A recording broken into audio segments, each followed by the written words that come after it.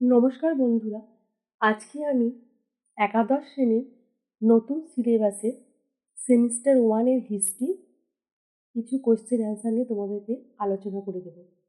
এ প্রসঙ্গে বলে রাখি, আমাদের যে নতুন সিলেবাস হয়েছে একাদশ শ্রেণীতে, অর্থাৎ 2024 সাল থেকে এটা শুরু হয়ে গেছিল যে সেমিস্টার 1, সেমিস্টার 2। সেমিস্টার 1 এর ক্ষেত্রে এমসিকিউ সবটাই পরীক্ষা হবে। 40 নম্বরের এমসিকিউ তোমাদের কোয়েশ্চেন অ্যান্সার দিতে হবে। আর সেমিস্টার যখন তোমরা 1 শেষ করে 2 উঠবে, তখন সেখানে তোমাদেরকে এসএকিউ এরকম ধরনের কোয়েশ্চেনের অ্যান্সার দিতে হবে। সেটা পরের ব্যাপার। তোমাদের সেমিস্টার 1 এর ক্ষেত্রে শুধু এমসিকিউ কোয়েশ্চেন অ্যান্সার দিতে হবে। চলো বন্ধুরা, তাহলে আমি আজকে তোমাদের এই এমসিকিউ কোয়েশ্চেন অ্যান্সারগুলো নিয়ে আলোচনা করি। তোমরা যারা আমার চ্যানেলটা এখনও সাবস্ক্রাইব করোনি, অবশ্যই আমার চ্যানেলটা সাবস্ক্রাইব করে বন্ধুদের মধ্যে আমার চ্যানেলের লিঙ্কটা শেয়ার করে দিও। আর তোমাদের কোন সাবজেক্টের উপরে কোন প্রশ্ন অ্যান্সার জানার আছে আমাকে অবশ্যই একটা কমেন্ট বক্সে কমেন্ট করে জানিয়ে দিও। আমি অবশ্যই চেষ্টা করব তোমাদের প্রশ্নের উত্তর দিতে। তাহলে বন্ধুরা, তোমাদের এই যে ইতিহাসে সেমিস্টার 1-এ যে চ্যাপ্টারগুলো আছে, 3টে অধ্যায় আছে। এর মধ্যে তোমাদের একটা আছে ইতিহাস চেতনা, দ্বিতীয় অধ্যায়ে আছে 3টি মহাদেশ জুড়ে একটি সাম্রাজ্য, আর তৃতীয় অধ্যায়ে আছে রাজনৈতিক বিবর্তন, শাসনতান্ত্রিক এবং তার প্রাতিষ্ঠানিক ধারণা।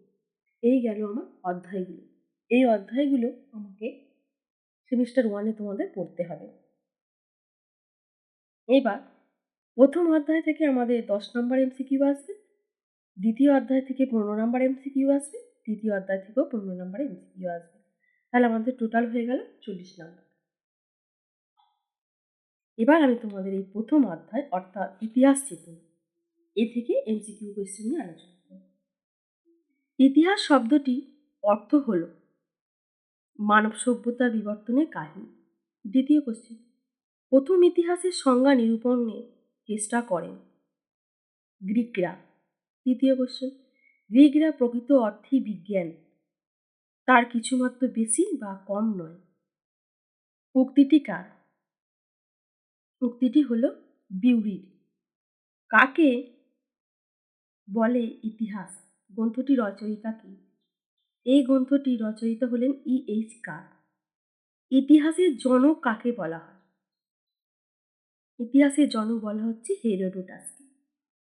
ইতিহাসের বিজ্ঞানসম্মত ব্যাখ্যার জনক কে? এটা হলো থুকিডিডিস। এরপর প্রাচীন সভ্যতার কাল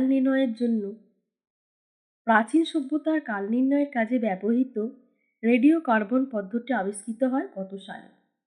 1949 খ্রিস্টাব্দে। প্রাগ ইতিহাসের সময়কাল কত?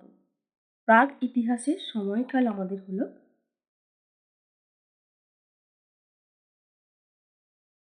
20 লক্ষ থেকে 3000 খ্রিস্টপূর্বাব্দ। ফরাসি ভাষায় প্রাগ ইতিহাস শব্দটি 1830 খ্রিস্টাব্দে প্রথম ব্যবহার কে করে? পল টুনাল। ইংরেজিতে প্রি হিস্ট্রি কথাটি প্রথম কে ব্যবহার করেন? Daniel Wilson. প্রাগ ঐতিহাসিক যুগের মানুষ কি করতে জানত না? লিপির ব্যবহার জানত না। কুমোরের চাকা আবিষ্কৃত হয়েছিল কোন যুগে? নব্যপ্রস্তর যুগে। প্রাগ ইতিহাস শব্দটির অর্থ কি? প্রাগ ইতিহাস শব্দটির অর্থ হল যে সময় মানুষ লিখন পদ্ধতি জানত না। ডাইনোসর জাতীয় বৃহদাকার প্রাণীর আবির্ভাব ঘটেছিল কবে? প্রাগৈতিহাসিক যুগে। প্রাগ ইতিহাসের ধারণার প্রথম ব্যাখ্যা দেন কে? জন লুবক। প্রাগ ইতিহাস হল কোন যুগের ইতিহাস? প্রস্তর যুগের ইতিহাস। প্রাগ ইতিহাস শব্দটি একটি ভ্রান্ত শব্দ বলে আখ্যায়িত করেছেন কে? MC বার্কিট। প্রাগ ইতিহাস বলতে অ্যান্টি হিস্টোরিক শব্দটি ব্যবহার করেছিলেন কে? পল্টার নেল। প্রাগ ঐতিহাসিক পর্বে কয়েকটি হাতিয়ারের নাম লিখুন। প্রাগ ঐতিহাসিক পর্বে কয়েকটি হাতিয়ার হল পাথরের তৈরি ছুরি, কুঠার ও বর্ষা। সৃষ্টির আদি লগ্নে মানুষ কিসের ব্যবহার করত? পাথরের হাতিয়ারের ব্যবহার করত। প্রাগৈতিহাসিক যুগে ইতিহাসের প্রধান উপাদান কি? জীবাশ্ম।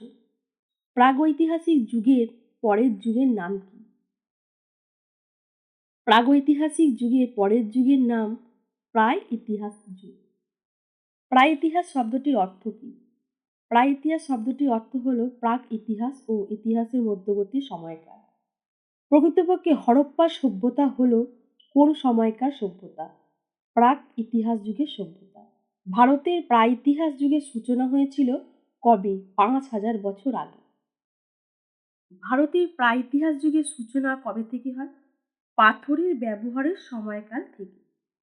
প্রাগইতিহাস আসলে ইতিহাসের এমন এক পর্ব যেখানে ইতিহাসের অস্তিত্বের সবে অঙ্কুরোদ্গম হয়েছে। উক্তিটি কার? উক্তিটি হলো টিমোলি টেইলের। দক্ষিণ ভারতের প্রস্তর যুগের পরে কোন যুগ আসে? লৌহ যুগ। প্রাগইতিহাস যুগের সভ্যতার নিদর্শন কি ছিল? হরপ্পা সভ্যতা। প্রাগইতিহাস পর্বে ভারতের ইতিহাসকে কয় ভাগে ভাগ করা হয়? 4 ভাগে ভাগ করা হয়। প্রাগইতিহাস যুগে কোন লিখিত উপাদানের ব্যবহার প্রচলিত ছিল? লিপি। পৃথক বন যুগের অস্তিত্ব ছিল কোথায়? ইউরোপে। ইতিহাস যুগে একটি সভ্যতার নিদর্শন হল সুমেরীয় সভ্যতা। ভারতের ঐতিহাসিক যুগের সূচনা হয় কোন সময় থেকে? খ্রিস্টপূর্ব 6ষ্ঠ শতক। হিস্টোরিক যে শব্দ থেকে উদ্বুদ্ধ হয়েছে সেটি হলো গ্রিক শব্দ। ইতিহাস হলো ঐতিহাসিক ও ঘটনার মধ্যে ভাব বিনিময়ের এক ধারাবাহিক পদ্ধতি। এই উক্তিটি কার? এই উক্তিটি হলো E.H. কারের। ঐতিহাসিক তথ্য বলতে কি বোঝো? ঐতিহাসিক তথ্য বলতে বোঝায় অতীতে নথিভুক্ত তথ্য। এই পর্যন্ত সবচেয়ে পুরানো জীবাশ্ম আবিষ্কৃত হয়েছিল কোথায়? আফ্রিকার। কেনিয়ার উল্টুভাই গর্জে পাওয়া প্রাচীনতম মানব দেহের নিদর্শনের প্রাচীনত্ব কত? 38 লক্ষ বছর। মায়া সভ্যতার নিদর্শন মিলেছে কোন জায়গায়? আমেরিকায়। ইতিহাস হলো মানব সমাজের সার্বিক ঘটনাবলী। এমন মন্তব্যটি কার? এই মতবাদের প্রবক্তা হলেন আর্নল্ড টয়েনবি। ইতিহাস হলো অতীত ও বর্তমানের মধ্যে অন্তহীন কথোপকথন। এই বক্তব্যটি বা এই মন্তব্যটি করেছেন কে? E.H. কার। রেডিও কার্বন ডেটিং পদ্ধতি আবিষ্কৃত হয়েছেন কবে? Willard Frank Levy. কার্বন 14 পদ্ধতির দ্বারা কাল নির্ণয় করা হয় কোন যুগে? জৈব প্রত্নে। প্রত্নতাত্ত্বিক উপাদানের ভাগ করা হয় কটি ভাগে? 4টি ভাগে। সুপ্রাচীন গুহাচিত্রগুলো অধিকাংশ মিলেছে কোথায়? পশ্চিম ও দক্ষিণ পশ্চিম ইউরোপ ও আফ্রিকায়। প্রাচীন মিশরের ইতিহাসে গুরুত্বপূর্ণ উপাদান কোনগুলি? পিরামিডের অভ্যন্তরে বিভিন্ন সামগ্রী। ইতিহাসে রচনার মূল ভিত্তি কি? লিখিত। নিচের কোন সভ্যতার মানুষ প্রথম লিখন পদ্ধতি আবিষ্কার করেন? মিশরীয় সভ্যতার মানুষ। বিশ্বের প্রাচীনতম শিলালিপিটির বয়স কত? 5000 বছর। সবচেয়ে প্রাচীন শিলালিপিটি পাওয়া যায় কোথায়? ইরানের বেহিস্তানে। হরপ্পার লেখমালা পাঠোদ্ধারের চেষ্টা করেছিলেন কে? Father Heras. অশোকের শিলালিপি পাঠোদ্ধার করেন কে? James Prince. 1837 খ্রিস্টাব্দে কোন রাজা শিলালিপি পাঠোদ্ধার করেছিলেন? অশোক রাজা। ভারতবর্ষে যে লিপি প্রথম পাঠোদ্ধার করা সম্ভব হয়েছিল তা হল ব্রাহ্ম লিপি। সিন্ধু সভ্যতার লিপি আবিষ্কৃত হয়েছে কত বছর আগে? 4500 বছর আগে। আজটেক সভ্যতার নিদর্শন মিলেছে কোথায়? মেক্সিকোয়। ইনকা সভ্যতার নিদর্শন মিলেছে কোথায়? পেরুতে। প্রাচীন ভারতে প্রচলিত সময় সংক্রান্ত ধারণাটি কিরকম? চক্রাকার কাল। সোহগো তাম্রলিপি আবিষ্কৃত হয়েছে কোথায়? ভারতে। হায়ারোগ্লিফ প্রাচীন কোন দেশের লিপি ছিল? মিশরে।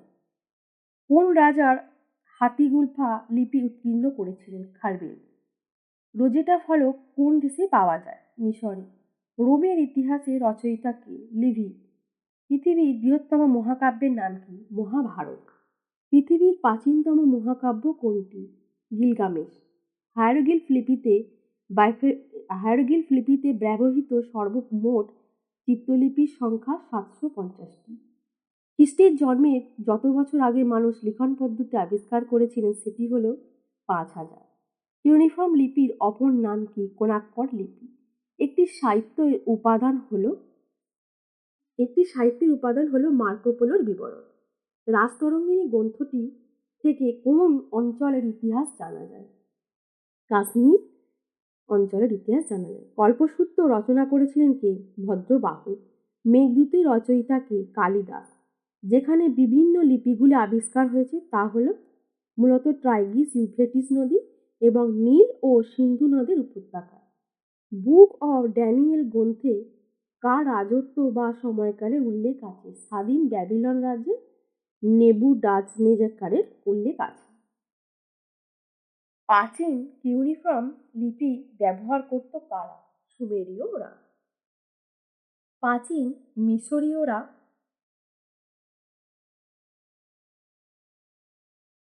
কি আবিষ্কার করেছিল? প্যাপিয়াস লেখার পদ্ধতি আবিষ্কার করেছিল। মুসার নেতৃত্বে প্যালেস্টাইন দখলের কাহিনী আলোচিত আছে কোথায়? ওল্ড টেস্টামেন্টে। প্রাচীন জেন্ট আবেস্তা গ্রন্থের আবিষ্কারক কবে? জরাথুস্ট্রের উপদেশাবলী সংকলিত হয়েছে। প্রাচীন বিভিন্ন মহাকাব্যগুলির মধ্যে কয়েকটি কাব্যের নাম। ইলিয়াড ও ওডিসি মহাকাব্য ট্রয় নগরী যুদ্ধের কাহিনী বর্ণিত আছে। ভারতে আগত বৈদেশিক পর্যটকদের মধ্যে হিউয়েন সাং হর্ষবর্ধনের আমলে ভারতে আসেন। ইন্ডিকা গ্রন্থের রচয়িতা কে ছিলেন? ইন্ডিকা গ্রন্থের রচয়িতা ছিলেন মেগাস্তিনিস। রাসমালা গ্রন্থটির রচয়িতা কি? সোমেশ্বর।